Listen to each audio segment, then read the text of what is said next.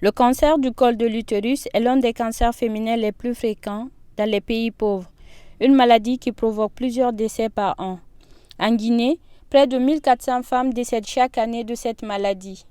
À l'état actuel des choses, les projections indiquent que le nombre de cas de décès continueront à augmenter durant la prochaine décennie. Selon les spécialistes, les femmes vivant avec le VIH sont 6 fois plus à risque de lésions précancéreuses que celles non infectées.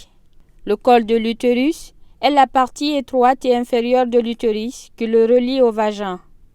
Il correspond au développement d'une tumeur maligne sur la muqueuse du col et il est provoqué par une infection persistante par un virus sexuellement transmissible qui est le papillomavirus humain. Ce dernier va parfois entraîner des lésions précancéreuses qui pourront ensuite évoluer vers un cancer si elles ne sont pas traitées à temps.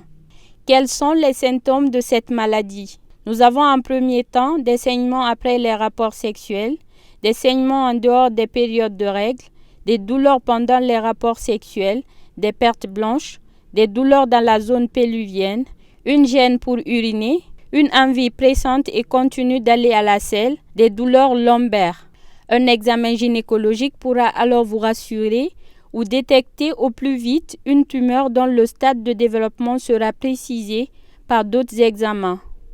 Au début de la maladie, le cancer du col de l'utérus évolue souvent sans provoquer de symptômes particuliers. Il est alors découvert de manière fortuite. La très grande majorité des lésions cancéreuses du col de l'utérus sont en effet découvertes à l'occasion d'un frottis, dans le cadre d'une consultation gynécologique ou même d'une consultation de médecine générale.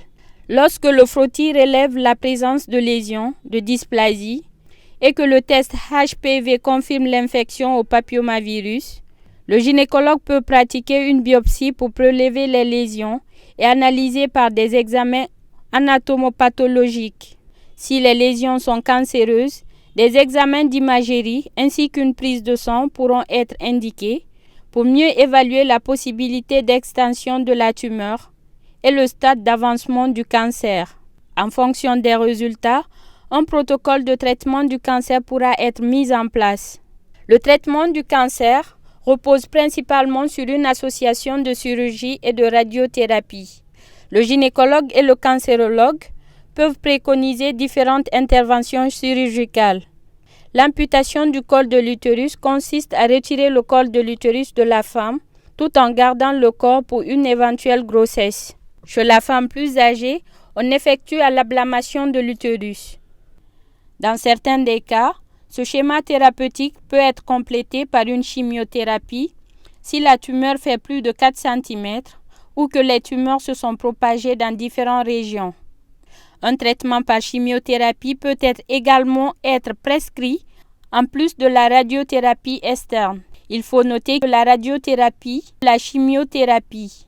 L'objectif de ces techniques est d'essayer de diminuer la taille de la tumeur avant l'opération ou de bloquer la multiplication des cellules cancéreuses potentiellement encore présentes après une intervention chirurgicale et empêcher leur migration.